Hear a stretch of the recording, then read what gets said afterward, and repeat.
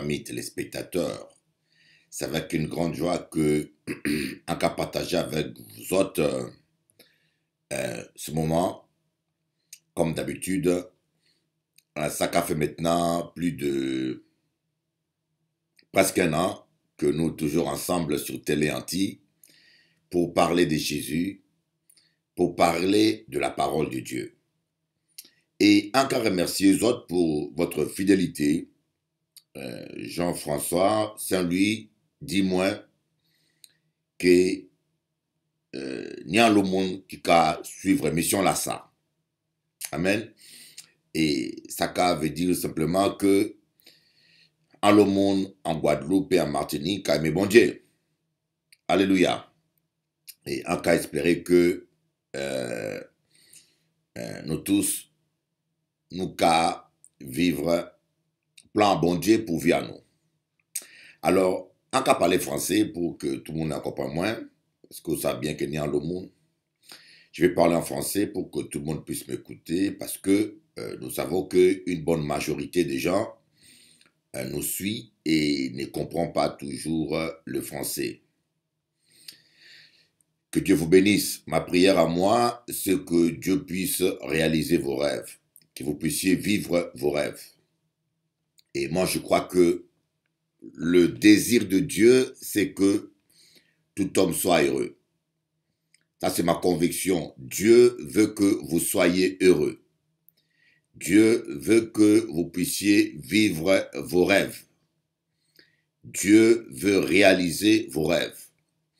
Vous voyez, la parole de Dieu dit, fais de l'Éternel tes délices, il te donnera ce que ton cœur désire. Fais de l'Éternel tes délices, il te donnera ce que ton cœur désire. Et je crois à cela que Dieu est tellement bon, il veut que tu puisses avoir ce que ton cœur désire. Alors aujourd'hui, je veux parler des épreuves et de la tentation. Les épreuves et de la tentation. C'est quoi une épreuve et c'est quoi une tentation? Mais je constatais souvent dans certaines versions bibliques, les gens utilisent parfois le mot tentation à la place de épreuve. Et certaines versions utilisent vice-versa. Alors que réellement, dans la conception théologique, le mot épreuve et tentation ont deux grandes différences. Tentation, a toujours un lien avec le péché. Vous voyez, le diable nous tente pour nous amener dans le péché. Alors, il y a dit, mais pourquoi le diable tente-t-il? Quel intérêt Satan a à nous tenter? D'ailleurs, cela s'explique quand nous allons dans le jardin d'Éden. Quand nous remontons les temps, vous allez comprendre pourquoi le diable tente toujours l'homme. La première tentation, c'était Adam et Ève. Satan est allé tromper Ève. C'était pour leur chipper leur autorité spirituelle. Vous savez, Adam et Ève avaient autorité sur tout sur terre. Toute la créature, la création était faite, terrestre, était faite pour Adam et Ève. Et Satan, en amenant l'homme dans la désobéissance, il leur a arraché cette autorité. Voilà pourquoi il est maintenant le Dieu de ce siècle. Alors, pourquoi tente-t-il jusqu'aujourd'hui les hommes?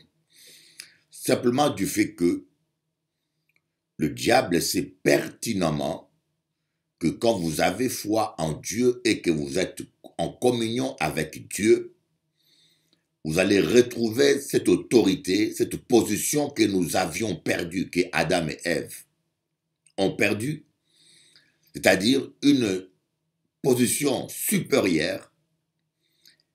Cela met en danger son règne et sa stratégie pour détruire l'humanité.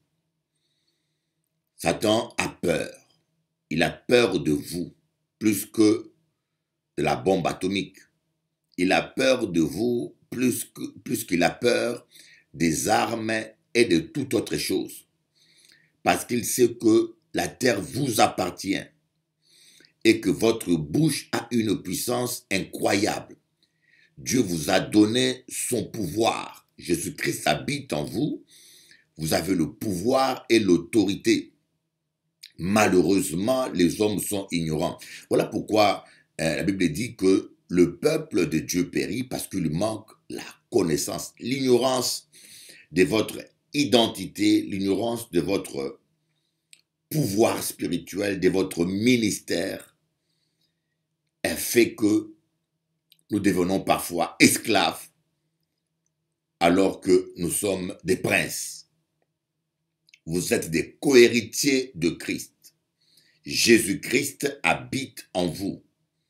Je ne sais pas si vous comprenez ce que veut dire Jésus-Christ habite en vous. Donc le diable s'agite, il rôde comme un lion rougissant. Pourquoi rôde-t-il? Il rôde pour essayer de nous séduire et de nous amener dans la désobéissance. Lorsque nous tombons dans la désobéissance, notre communion avec Dieu est brisée. C'est là qu'il peut facilement nous attaquer et avoir la victoire sur nous. Voilà même le but de la tentation. La tentation, c'est le diable qui veut nous proposer des choses de plaisir illicite, nous proposer quelque chose qui nous mettra en désaccord avec Dieu. En général, il agit en réponse à nos convoitises. Vous voyez, lorsque Jésus a eu faim, il lui a proposé du pain. La stratégie du diable consiste à nous observer et à voir nos désirs et nos convoitises. Si vous avez besoin urgent d'argent, il va vous proposer de voler l'argent. Si vous avez des besoins sexuels, il va mettre une belle femme sur votre chemin afin que vous tombez dans le péché, l'adultère ou de la fornication. C'est pour cela nous devons crucifier la chair. Lorsque vous crucifiez votre chair, il est perdu. Il ne sait plus où nous avoir. Alors la deuxième chose que je voulais vous parler, c'est les épreuves. Les épreuves. C'est quoi une épreuve? Une épreuve, c'est des moments difficiles que nous traversons dans la vie. Comme on dit ça dimanche passé, nous avons tous des épreuves. Je ne connais pas une seule personne qui peut dire qu'il ne traverse pas des épreuves. Tant que nous sommes sur terre, nous allons traverser des épreuves. Il y aura des moments difficiles. Même Jésus-Christ lui-même, le Fils de Dieu, a eu des épreuves. Des moments difficiles. Il y a des épreuves dans la famille, des épreuves avec les enfants, des épreuves dans le mariage, des épreuves au travail, les épreuves dans l'église. Et marcher avec Dieu, ce n'est pas marcher sans épreuve. Jésus a affronté les vents contraires. Donc le diable s'oppose à tout le monde. Le diable s'opposera toujours à vous. Et si vous n'avez pas de l'opposition sur votre chemin, croyez-moi, il y a un problème sérieux. Vous voyez, si vous n'avez pas de l'opposition sur votre chemin, cela devient très inquiétant parce que le diable s'oppose toujours à ceux qui marchent avec Dieu. Jésus, à sa naissance, il n'avait encore rien fait que Hérode était excité. Il voulait tuer tous les bébés nouveau-nés. Lorsque Moïse aussi était né, c'était la même chose. Pharaon a décidé qu'on devait tuer tous les nouveau-nés juifs mâles. le nouveau-né hébreu mâle. Vous voyez, des fois, Yoka dit, mais en prenant l'argent, je ne suis pas très connu, je ne suis pas très riche, mais pourquoi les gens m'en veulent autant? Pourquoi les gens m'attaquent autant?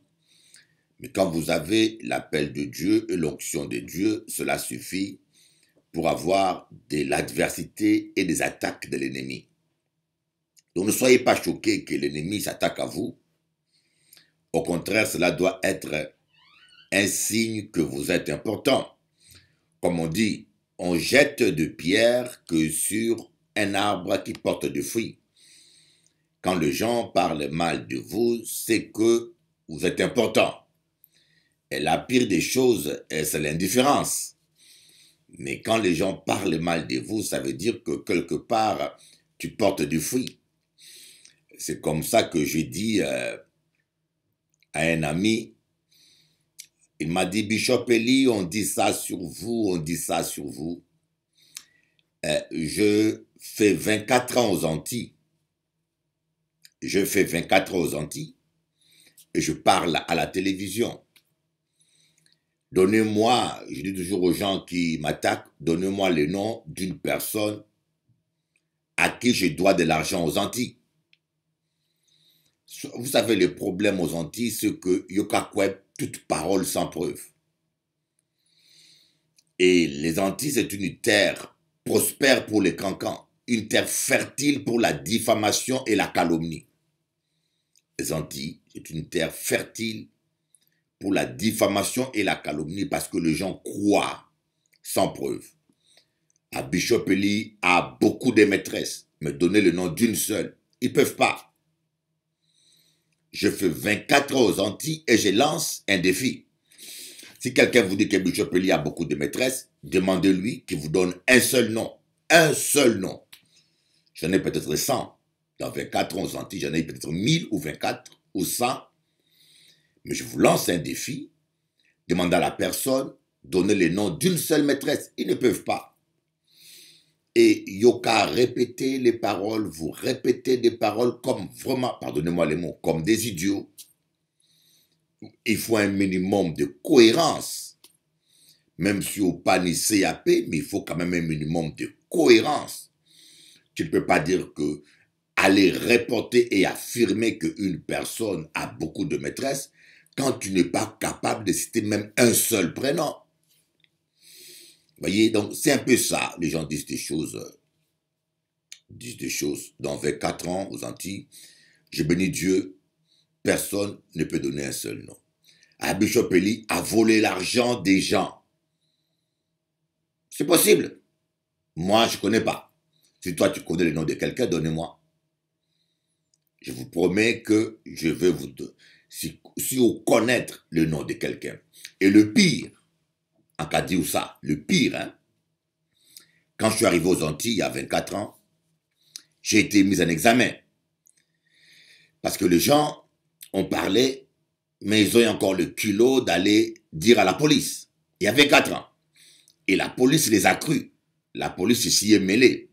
Apparemment, la police aux Antilles a du temps pour des bêtises. Hein. Les armes circulent aux Antilles. On tue des gens, la drogue circule. Ils n'ont pas arrêté moun là. Mais ils ont eu temps pour vous attaquer aux citoyens honnêtes avec des cancans. Et donc, il y a 24 ans, la police s'y est mêlée. Les gens ont cru à ces bêtises. Ils ont fait 7 ans d'enquête. Les cas dit que lorsque la police fait 7 ans d'enquête, les cas dit ça. C'est-à-dire que la police a fouillé ordinateur, a fouillé compte à banque, a fouillé poche, a fouillé tout bitin, même téléphone. Après 7 ans, monsieur ne trouvait rien. Après 7 ans, les gens n'ont rien trouvé. Et bien sûr, quand ils te mettent en examen, c'est la télévision qui en parle, c'est le journal qui en parle, c'est tout le monde qui a parlé. Un pasteur a été mis en examen, ça a fait tapage. Mais lorsque la justice ne trouve rien, ils t'ont salué. Hein? On dit, la présomption d'innocence. Tu parles, ça n'existe pas, ça. Parce que lorsque déjà, on vous traite de pédophile, on vous dit que tu as touché un enfant ou lorsqu'on annonce quelque chose, les gens déjà te croient coupable, sans preuve même. C'est pour cela, moi, je pense que les mises en examen ne doivent pas être annoncées dans la presse. Moi, c'est ça ma conviction. Parce qu'on connaît des gens qui se sont tués même. Il y a un monsieur, un enfant a menti sur lui, un moniteur, un enfant a menti sur lui, qui est Yaya Touchement. Le monsieur s'est suicidé. Le monsieur a mal vécu ça en France et il s'est suicidé. Pourquoi? Parce que la presse aime parler que des bêtises. Ils l'ont dit à la télé, le monsieur a mal vécu cela. Il s'est suicidé. Et l'enfant, après, a avoué qu'il avait menti. L'enfant, après, a avoué qu'il avait menti. C'est comme Fillon. Fillon mis en examen. C'est toute sa campagne qui est détruite. C'est toute sa vie qui est brisée. Eh bien maintenant, est-ce que vous attendez encore parler des Fillon? C'est ça la justice. Et tous ces politiciens-là, Macron, tous ces gens-là qui parlent de l'indépendance de la justice, mais ce sont ces mêmes personnes qui manipulent la justice à leur insu. Ils utilisent la justice comme un instrument pour gagner les élections. Toute la campagne là de Fillon, contre Fillon, c'était pour l'écarter simplement. Mise en examen, on annonce à quelques jours des élections, vous mettez quelqu'un en examen, vous l'annoncez à la télé, vous êtes simplement en train de le voler, de le détruire médiatiquement. Bon, maintenant que les élections sont déjà passées, est-ce que tu attends encore la presse en parler? Est-ce que tu attends encore la presse en parler? Et en fin de compte, même dans la politique, nous voyons que, moi je vous le dis, hein, Fillon avait complètement raison. Oui, Fillon, c'est la seule personne qui a dit la vérité aux Français. Il a dit aux Français, il faut licencier, il faut ceci. C'était une politique dure, mais c'est la seule personne qui a dit la vérité. Parce que Macron, aujourd'hui, est en train de faire exactement ce que Fillon avait dit. Et les gens ne sont pas contents. Mais la réalité est là. Il n'y a plus l'argent dans la caisse de l'État. Il n'y a plus l'argent. Pas ni l'argent. La France n'a plus le moyen de sa politique sociale. C'est la réalité. Il faut vous mettre à l'évidence que la France n'a plus le moyen de toute cette politique sociale. Il n'y a pas l'argent. Vous voyez. Alors, ces gens-là vous mettent un examen. Alors, l'affaire a été classée sans suite. Vous voyez. Quand on vous a mis un examen, ils ont parlé à la télévision. Mais quand l'affaire est classée sans suite, c'est-à-dire que les gens n'ont pas eu de preuves. Ils n'ont rien dit à la télé. Ils n'ont rien dit à la télé parce qu'ils sont coupables. C'est un peu ça. Donc, on a fouillé pendant ces temps. Ils n'ont rien trouvé. Je peux vous dire, lorsque la police mène 7 ans d'enquête sur ta vie et ils classent les dossiers sans suite, ça veut dire qu'ils n'ont pas eu de preuves. Et c'est toi qui t'es dit enfant de Dieu, qui salit un homme de Dieu, pour quelle raison, je ne sais pas. Alors que les vrais voleurs sont là. Hein. Les vrais voleurs sont là, les vrais escrocs, les faux prophètes sont là. Tu dis rien sur eux. Mais béni soit le Seigneur, voyez.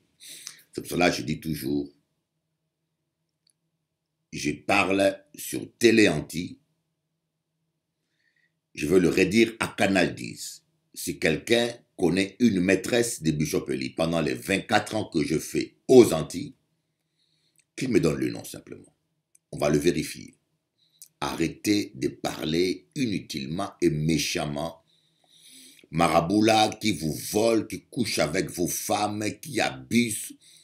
Combien de marabouts vivent tranquillement aux Antilles? Vous les dénoncez même pas. Vous savez que le terme viol par manipulation existe.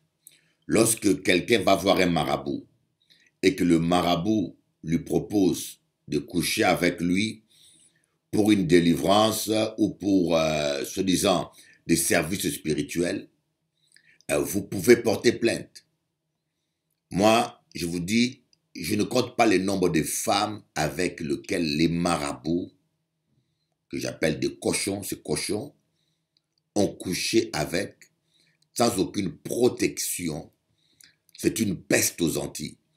Mais moun la yo ka laisser tranquille. Ils couchent avec vos femmes, vos filles, sans aucune protection. Ils communiquent les sida aux Antilles. Ces microbes-là, mais yo pas parlé mal, yo pas dénoncé. C'est seulement un homme qui vous prêche la parole de Dieu, qui a essayé de salir, et sans aucune preuve. Alors, en cas lancé un défi à Paris ou aux Antilles, si vous avez le nom d'une femme qui aurait été ma maîtresse, donnez-le. Donnez-le et nous qu'à vérifier. Si vous avez quelqu'un qui peut te dire que Bishop Eli m'a volé l'argent, bah moi non. Arrêtez avec le mensonge. Arrêtez avec vos mensonges, s'il vous plaît. Moun l'a diabolisé, moun l'a sataniste. Parce que ni un lot faux prophète, ni un lot voleur, ni un lot marabout qui a couillonné moun, qui a volé moun, qui a détruit vie à moun, yo ka laisser moun la tranquille parce qu'il est d'accord avec. Ça pas qu'à déranger ou. Yo ka laisser moun la tranquille. Moun la qui a fait le mal, moun la tranquille. Ou pas de ne seuil. Mais quelqu'un qui vous prêche la parole de Dieu, l'amour de Dieu, c'est la personne que vous voulez descendre à tout prix. Bon Dieu, pardonne les autres. Alors, nous allons écouter un peu quelques morceaux de mon nouvel album. Je suis un compositeur. J'ai déjà écrit 200 chants à la gloire de Dieu. Et maintenant, j'en ai encore j'ai 2 albums qui sortent bientôt. Donc, vous serez bénis. Vous serez bénis. Suivez. En Dieu, nous allons parler aujourd'hui des épreuves. Comme je dis, la tentation, c'est le diable qui vient te proposer quelque chose qui est péché, qui t'amène au péché, te faire une proposition très souvent en réponse à ta convoitise. Alors que l'épreuve, c'est des moments difficiles que nous pouvons traverser. Des moments difficiles que nous pouvons traverser. Simplement, Dieu peut le permettre pour nous instruire. Dieu peut le permettre pour notre bien. Il peut le permettre pour briser notre orgueil. Il peut le permettre pour nous parler, nous instruire aussi. Comme aussi, ça peut être une attaque de l'ennemi. On va lire Luc chapitre 2, Luc chapitre 22, verset 46. Pourquoi dormez-vous? Levez-vous et priez pour ne pas céder à la tentation. Luc 22, verset 46. On lira 1 Corinthiens chapitre 10, verset 13. Aucune tentation ne vous est survenue qui n'ait été humaine. Dieu est fidèle et il ne permettra pas que vous soyez tentés au-delà de vos forces.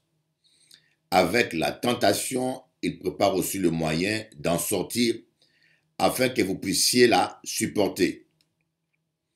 On va lire 1 Timothée chapitre 6 verset 9. Quant à ceux qui veulent s'enrichir, ils tombent dans la tentation, dans un piège et dans une foule de désirs stupides et nuisibles qui plongent les hommes dans la ruine et provoquent leur perte. Amen. On va lire Hébreux 3 verset 8. N'endurcissez pas votre cœur comme lors de la révolte, comme le jour de la tentation dans le désert.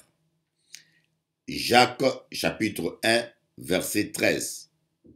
Heureux l'homme qui tient bon face à la tentation, car après avoir fait ses preuves, il recevra la couronne de la vie que le Seigneur a promise à ceux qui l'aiment. Alléluia. On va voir 1 Pierre 1, verset 6. C'est ce qui fait votre joie, même si maintenant, puisque le faut, vous êtes pour un peu de temps attristés par diverses épreuves. 1 Pierre 1, 7. Ainsi la valeur éprouvée de votre foi, beaucoup plus précieuse que l'or, qui est périssable et que l'on soumet pourtant à l'épreuve du feu, aura pour résultat la louange, la gloire et l'honneur lorsque Jésus-Christ apparaîtra. On va lire 2 Pierre 2, 9. Ainsi donc le Seigneur s'est délivré de l'épreuve les hommes pieux et gardé les injustes pour le jour du jugement où ils seront punis. Le Seigneur s'est délivré des épreuves les hommes pieux. Alors nous allons parler un peu. Est-ce possible de ne pas tomber dans la tentation?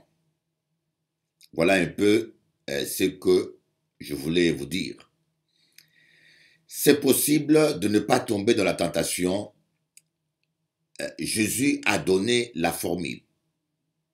Veillez et priez. Veillez et priez afin de ne pas tomber dans la tentation. Voilà ce que Jésus a dit. Veillez et priez. Et comme je vous dis, de toutes les religions, le christianisme est le seul où les gens prient le moins. Pourtant, nous avons la vraie puissance. Nous avons la puissance. Jésus-Christ habite en nous. Nous avons une puissance que personne n'a sur terre. Le diable a peur de la puissance qui habite en nous. Comme je vous dis, Jésus, c'est le seul prophète qui a donné un signe intemporel et non limité dans l'espace. Jésus, c'est le seul penseur qui a donné un signe intemporel et illimité dans le temps, dans l'espace et même interracial pour approuver son message. Il a dit, voici les signes qui accompagneront ceux qui auront cru. À mon nom, ils chasseront les démons, ils imposeront les mains aux malades et les malades seront guéris. Et jusqu'à aujourd'hui, nous sommes en train de vivre ces signes. Nous sommes en train de vivre ces signes. Je vous montrerai une bande vidéo où, en Algérie, un prêtre fait la délivrance de musulmans et de musulmanes algériennes. Dieu est puissant. Dieu est capable. Notre Dieu, il est vivant. Jésus-Christ habite en nous.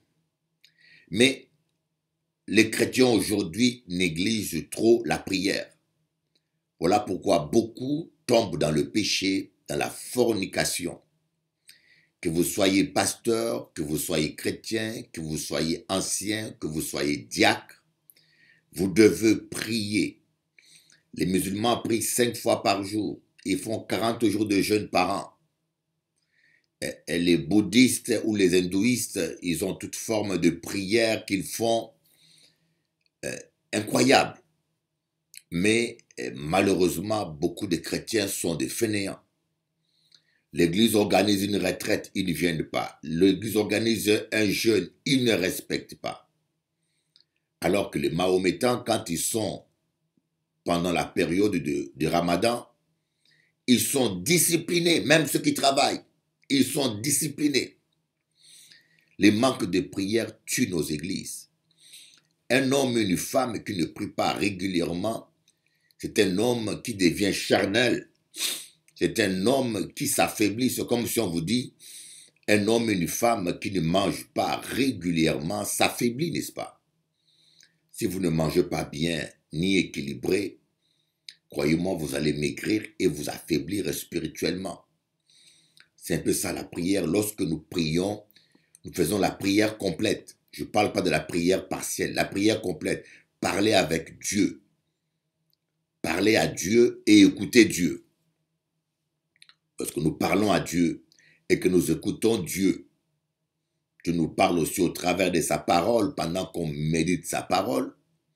Notre esprit est nourri, l'onction est renouvelée et nous avons la force de tenir contre la tentation. Nous voyons l'exemple de Jésus qui passait toutes les nuits à prier, toutes les nuits à prier. Jésus était un homme parfait. Sur terre, il n'a jamais commis un péché. Il n'a jamais couché avec une femme. Il n'a jamais tué quelqu'un. Contrairement aux autres prophètes, Moïse a tué. Abraham a fait la guerre. Jacob, ils ont fait tous des guerres. David, il a tué. Jésus, c'est un prophète parfait. Il n'a jamais connu de femme, ni tué, ni fait quoi que ce soit de mal. C'est le seul être humain qui ait vécu sur terre sans jamais pécher. C'est le seul être humain qui ait vécu sur terre sans jamais pécher, ni en parole, ni en pensée. Voyez. Mais quand nous voyons la vie de Jésus, c'était une vie de prière. Des fois on dit Jésus-Christ a calmé la tempête. Mais on oublie qu'avant qu'il affronte la tempête, il avait passé toute la nuit dans la prière. J'aimerais donner un conseil aux chrétiens. Ne négligez pas la prière. Ne négligez pas la prière. Voilà un conseil que je vous donne. Ne négligez pas la prière. Amen. Veillez et priez afin de ne pas tomber en tentation. Alors, le deuxième verset que nous avons vu dans 1 Corinthiens dit « Aucune tentation ne nous est arrivée qui soit inhumaine. Dieu qui est fidèle ne permettra pas qu'on soit tenté au-delà de nos efforts. » J'ai tellement entendu les gens me dire « Ah, pasteur, c'était plus fort que moi. Pasteur, c'était plus fort que moi, je n'ai pas pu résister. » Ou certaines personnes qui ont dit moi « Ah, diable a fait moi tomber. Pasteur, le diable m'a fait tomber. » Ah ben, il t'a fait bien tomber, hein. Il t'a fait tomber vraiment avec la femme que tu aimes. Voyez, il n'a pas choisi une mocheté, il t'a pris vraiment celle qui te convient. Donc, quelque part, nous mentons contre le diable souvent. Parce que la Bible dit qu'il n'y a aucune tentation qui peut nous arriver qui ne soit pas humaine. Dieu qui est fidèle ne permettra pas que nous soyons tentés au-delà de nos efforts. Mais ce que j'aime bien, c'est la suite. Dieu, avec la tentation, Dieu prépare toujours un moyen d'avance pour nous délivrer. J'aime ça. Hein? Dieu prépare toujours un moyen pour nous délivrer. Ça veut dire que avant que ton problème n'arrive, Dieu a déjà prévu la solution. Dites-vous que Dieu n'est jamais surpris. Nous sommes souvent surpris. Nous sommes surpris par certains événements qui nous arrivent, par certaines difficultés que nous traversons. Mais dites-vous que Dieu, lui, il n'est jamais surpris.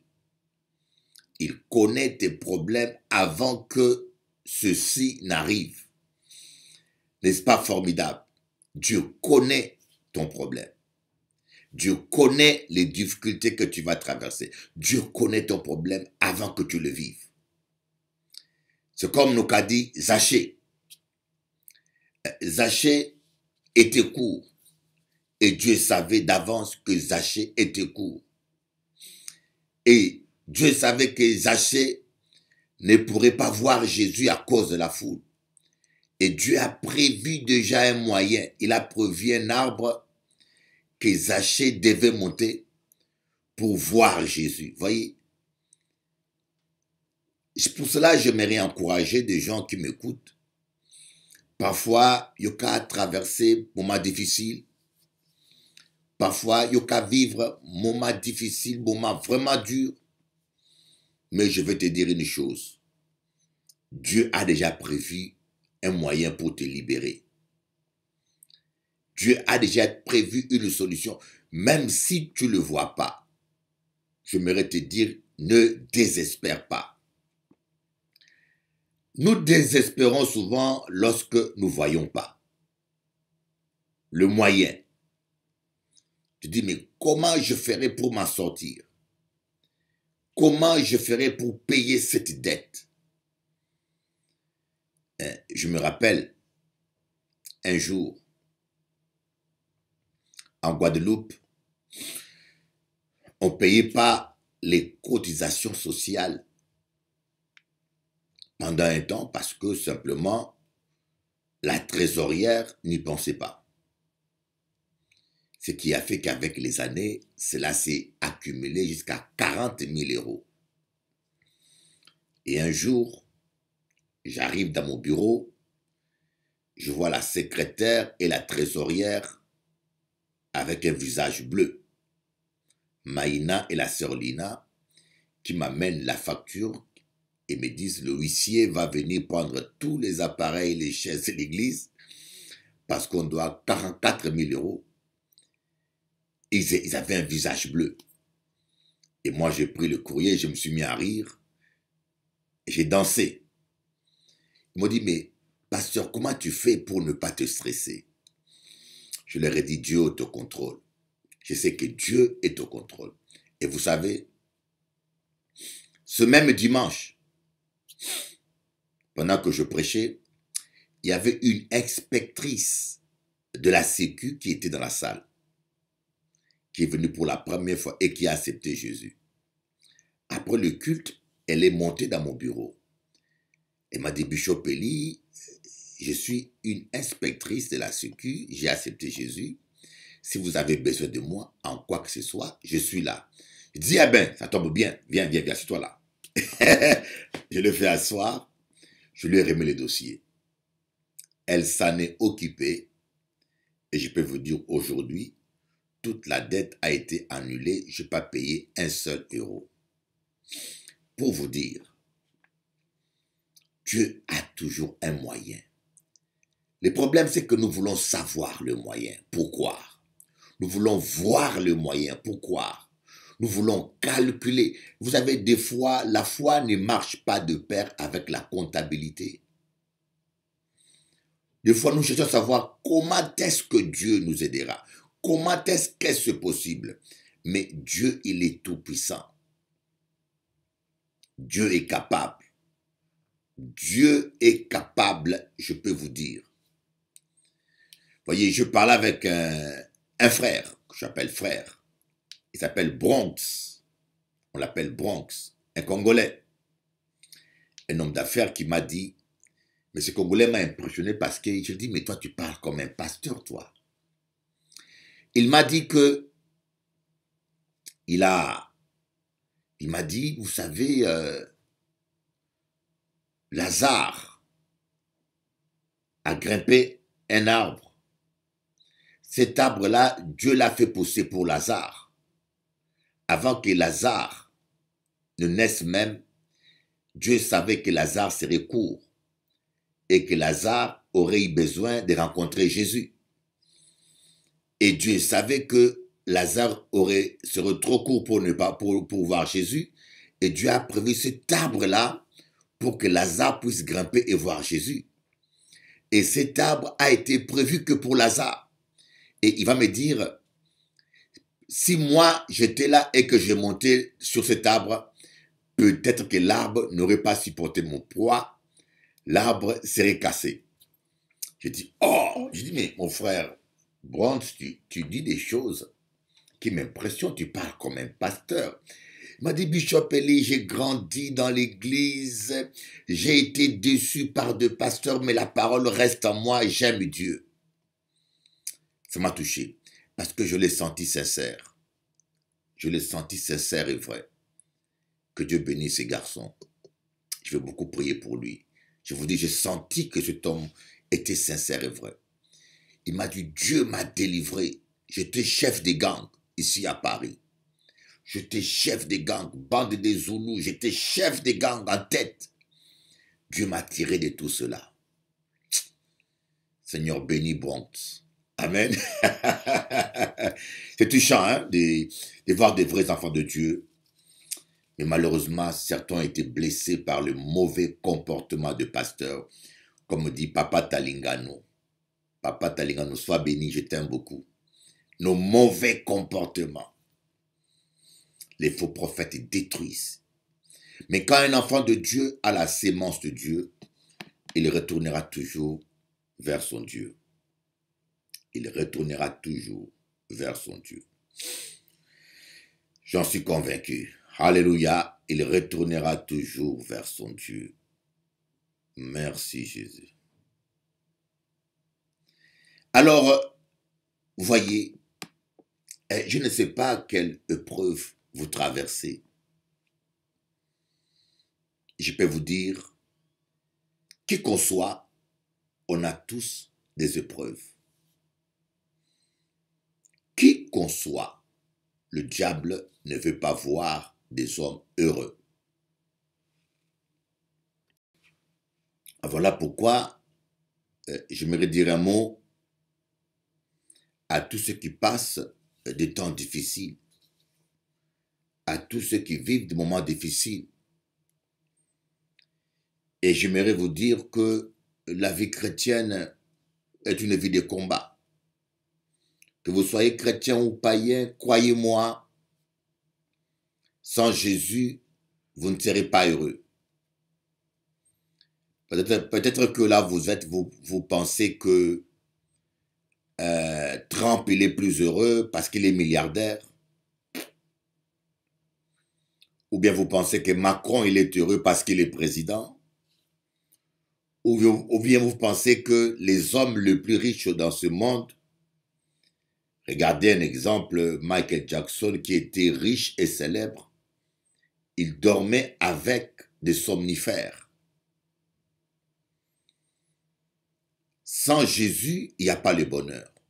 Vous avez besoin de Jésus. Dieu, dans sa grâce, a permis que je rencontre des hommes riches et des pauvres. J'ai rencontré Ayot, le milliardaire, avec la fortune qui s'évolue à 7 milliards d'euros. Je suis allé dans son bureau, on a parlé de Jésus. Et comme j'ai rencontré des clochards ici à Paris, avec qui je parlais de Jésus. Mais je peux vous dire, je n'ai jamais vu un homme qui n'a pas Jésus et qui est heureux. Le diable vient toujours vous voler quelque chose. Ou bien il vous vole votre virilité, il vous donne l'argent, ou bien il vous vole votre santé, il vous donne l'argent, ou bien il vous donne les succès, mais il vous vole toujours quelque chose qui vous rendra malheureux. Parce qu'il est méchant, sa nature est comme ça, il est méchant, il est jaloux de toi. Et malheureusement, nous regardons à l'apparence. Nous voyons quelqu'un avec de belles photos, riche, de belles vestes, et nous envions les gens. Parfois, vous enviez les gens qui sont plus malheureux que vous. Et je peux vous dire, vous avez besoin de Jésus. Vous avez besoin de Jésus. Et la vie chrétienne n'est pas une vie de facilité. Mais la différence qu'il y a entre le chrétien et le païen n'a pas Jésus, il n'a pas la paix. Il passe des moments difficiles, mais il n'a pas la paix. Tandis que nous, les chrétiens, nous avons Jésus dans nos cœurs. Nous avons Jésus dans nos vies. Et nous pouvons compter sur Jésus, le Fils de Dieu, qui est la solution, qui a toujours une solution. Comme en cas dit, Jésus, c'est la solution universelle. Je ne sais pas quelle épreuve vous traversez, que cela soit dans votre couple. Aujourd'hui, il y a autant de mariages que de divorces. Je ne sais pas quel genre de preuve tu traverses, que cela soit financière. Les épreuves financières, on vit dans un monde où il y a la crise économique. le coût de la vie augmente et le salaire ne suit pas toujours. Une dame m'a dit, la moitié des Français gagnent moins de 5 000 euros.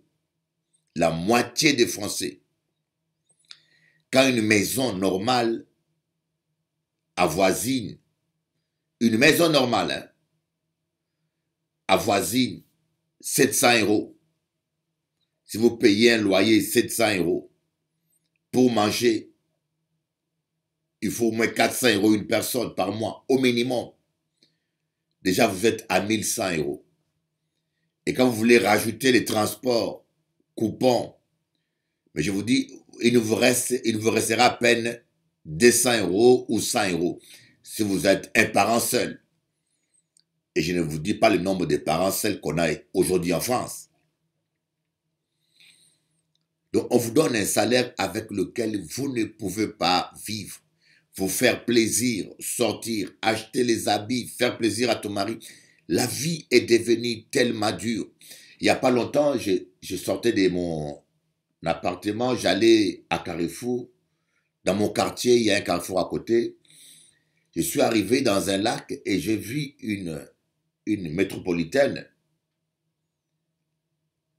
qui m'a regardé et qui m'a dit, monsieur, prête-moi 10 euros. Je l'ai regardé, elle n'avait pas la tête d'une mendiante, quoi. Une femme propre, correcte, elle n'avait pas la tête d'une mendiante. Je l'ai bien regardé, j'ai vu que ce n'était pas une mendiante. Elle m'a dit, j'habite dans le quartier, je te promets de te le rembourser. Il m'a dit, il a un problème avec je sais pas, son salaire ou ses aides qui ont été décalées et doit faire des courses pour manger. Je lui ai prêté 20 euros. Je lui ai donné le double. Je lui ai remis mon téléphone. Elle m'a dit le jeudi qu'elle allait me le remettre. Et le jeudi, elle m'a appelé et moi j'étais pris. J'ai dit non, c'est bon, je suis pris prochainement. Et la semaine prochaine, elle m'a encore appelé. J'ai dit non, garde ça pour toi. Elle a dit ah merci monsieur. Mais j'étais interpellé de voir une femme née ici en France, une métropolitaine, une femme correcte, mendier 20 euros. C'est là que je me suis assis, je me suis dit ouf, que la vie est devenue dure. La vie est devenue dure. Il y a des couples même, à cause des problèmes financiers, qui divorcent. Je connais des couples, à cause de la pression et des problèmes financiers, qui finissent par divorcer. Faisons attention, mes amis. Faites attention. Donnez la première place à Jésus. Et lorsque vous n'avez pas Dieu, sans oublier des problèmes de santé. Vous savez, des fois, nous croyons toujours que nous sommes le plus malheureux. Des fois, je vous dis, là où vous êtes, dites-vous qu'il y a plus malheureux que vous.